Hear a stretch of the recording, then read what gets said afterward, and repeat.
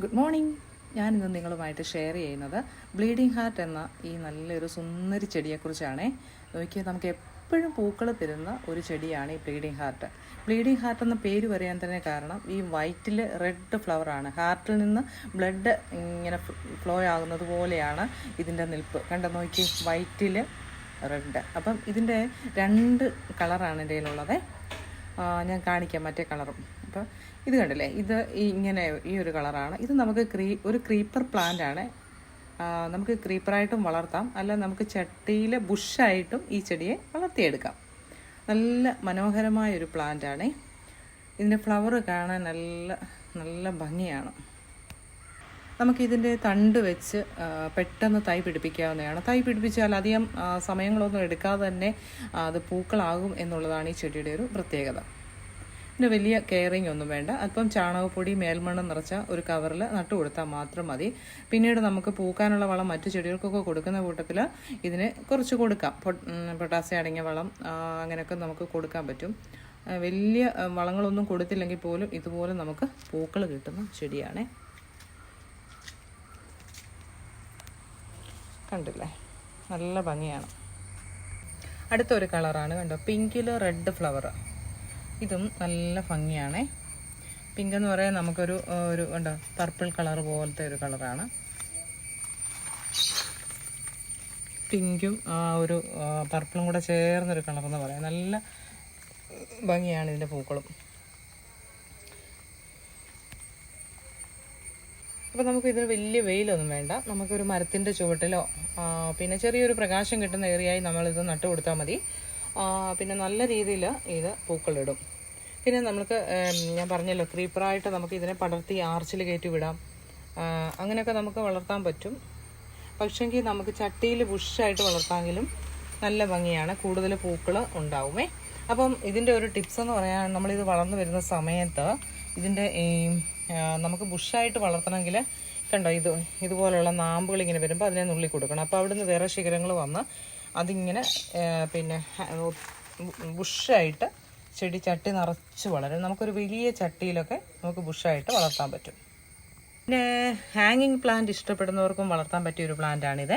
ഹാങ്ങിങ് ആയിട്ട് നമുക്ക് വളർത്താം. അതിനെപ്പം നമ്മൾ നല്ല രീതിയിൽ പ്രൂൺ ചെയ്ത് കൊടുക്കണം. അങ്ങനെ പ്രൂൺ ചെയ്ത് നമുക്കതിനെ പിന്നെ ചെറിയൊരു പോട്ടിൽ അല്ലെ പിന്നെ നമ്മൾ ഈ ഹാങ്ങിങ് ആയിട്ടുള്ള പ്ലാന്റൊക്കെ വളർത്തുന്ന അതുപോലുള്ള പോട്ടിൽ നമുക്ക് വീടിൻ്റെ ഷെയ്ഡിലൊക്കെ നമുക്ക് വളർത്താൻ പറ്റും. അതിപ്പോൾ നല്ലപോലെ പൂക്കളിടുവേ.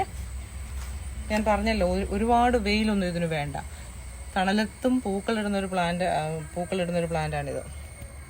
അപ്പോൾ ഈ ചെടിയെ നമ്മൾ ഇടയ്ക്കിടയ്ക്കൊന്ന് പ്രൂൺ ചെയ്ത് കൊടുക്കണം. ഇതങ്ങ് കാടുപോലെ വളരുന്നൊരു ചെടിയാണ്. അപ്പോൾ ഇതിനെ നമുക്ക് പിന്നെ പ്രൂൺ ചെയ്ത് കൊടുത്തെങ്കിൽ മാത്രമേ ഇത് നിറയെ പൂക്കളിടത്തുള്ളൂ. അത് നമ്മൾ പ്രത്യേകം ശ്രദ്ധിക്കണം. ഇതിനെ പൂക്കൾ പിന്നെ ഒരു പ്രാവശ്യം വന്നു കഴിഞ്ഞതിന് ശേഷമൊക്കെ നല്ല രീതിയിൽ നമ്മൾ പ്രൂൺ ചെയ്ത് കൊടുത്ത് കുറച്ച് വളമൊക്കെ ചാണകപ്പൊടി എല്ലുപൊടിയൊക്കെ ഇട്ട് കൊടുക്കണേ. ഞാനിപ്പോൾ ഇത് ഒരു ചട്ടിയിൽ തന്നെ ഇങ്ങനെ നിർത്തിയിരിക്കുവാണ്. ഇത് ഇത്രയുമേ ഇങ്ങനെ ഞാൻ ഒത്തിരി കയറ്റി വിട്ടിട്ടില്ല. കണ്ടോ, നിങ്ങൾക്ക് ആർക്കെങ്കിലും ഈ പ്ലാന്റിൻ്റെയൊക്കെ തൈകൾ വേണമെങ്കിൽ നിങ്ങൾക്ക് ഒരു മെസ്സേജ് അയച്ചാൽ മതി. പിന്നെ നമുക്കിതിൻ്റെ തണ്ട് വെച്ച് നമുക്ക് പിടിപ്പിക്കാമെന്ന് ഞാൻ പറഞ്ഞല്ലോ. അത് ഇതുപോലെ നോടുള്ളത് ഇത് കണ്ടോ, ഇതുപോലെ ഈ നോട് വരുന്ന ഭാഗം മണ്ണിൽ വരത്തക്ക പോലെ നമ്മൾ കുഴിച്ച് വെച്ചാൽ മതി. അത് ഒത്തിരി വലിപ്പമൊന്നും വേണ്ട, ഒരു പെൻസിലിൻ്റെ നീളം അത്രയും മതിയാവും. പക്ഷേ ഈ നോട് വേണമെന്നുള്ളതാണ്. ഈ നോട് വരുന്നത് മണ്ണിൽ വരണം. അവിടെ നിന്നാണ് വേരുകൾ പൊട്ടുന്നത്. അങ്ങനെ നമുക്ക് വേഗത്തിൽ പിടിപ്പിച്ചെടുക്കാൻ പറ്റും. നമുക്ക് പിടിച്ചൊക്കെ കിട്ടിക്കഴിഞ്ഞാൽ ഒരു 3 മാസം കൊണ്ടൊക്കെ നമുക്കിതിൽ പൂക്കളുണ്ടാവും. ഓരോ പിന്നെ കമ്പലിൻ്റെ ഇടയ്ക്കൊന്ന് ഇതുപോലെ ശിഖരങ്ങൾ പൊട്ടും. കണ്ടോ, ഈ ശിഖരങ്ങളിലാണ് വരുന്ന ബ്രാഞ്ചസിലാണ് പൂക്കളിങ്ങനെ കൊലകൊലയായിട്ടുണ്ടാവുന്നത്.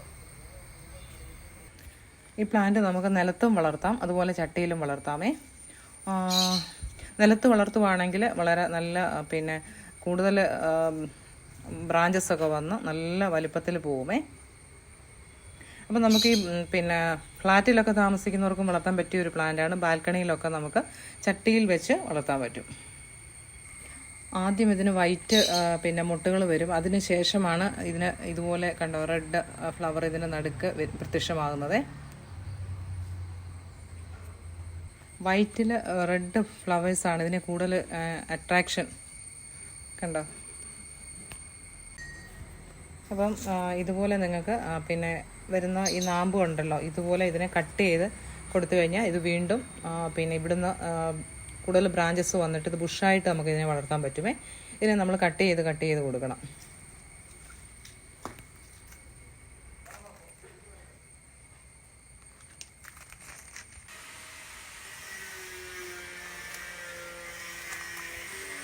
അപ്പോൾ ഈ ചെടിയിൽ കൂടുതലായിട്ട് പൂക്കളുണ്ടാകാൻ നമുക്കതുപോലെ പ്രൂണിങ് ഏറ്റവും അത്യാവശ്യമാണെന്ന് ഞാൻ പറഞ്ഞല്ലോ.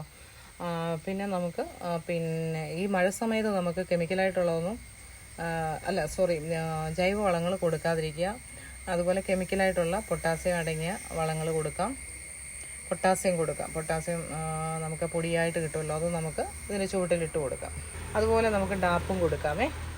അപ്പോൾ ഈ വീഡിയോ നിങ്ങൾക്ക് ഇഷ്ടമായി കാണുന്നു വിശ്വസിക്കുന്നു. ഇഷ്ടമായെങ്കിൽ ലൈക്ക് ചെയ്യുക, കമൻറ്റ് ചെയ്യുക, ഷെയർ ചെയ്യുക. ആദ്യമായിട്ട് കാണുന്ന ആരെങ്കിലും ഉണ്ടെങ്കിൽ ഒന്ന് സബ്സ്ക്രൈബ് ചെയ്ത് സപ്പോർട്ട് ചെയ്യണം. ബെല്ലൈക്കണം ഓൾ എന്ന ഓപ്ഷൻ കൊടുക്കുമ്പോൾ ഞാനിടുന്ന വീഡിയോസ് പെട്ടെന്ന് നിങ്ങൾക്ക് നോട്ടിഫിക്കേഷനായിട്ട് ലഭിക്കുന്നതായിരിക്കും. Okay, thank you.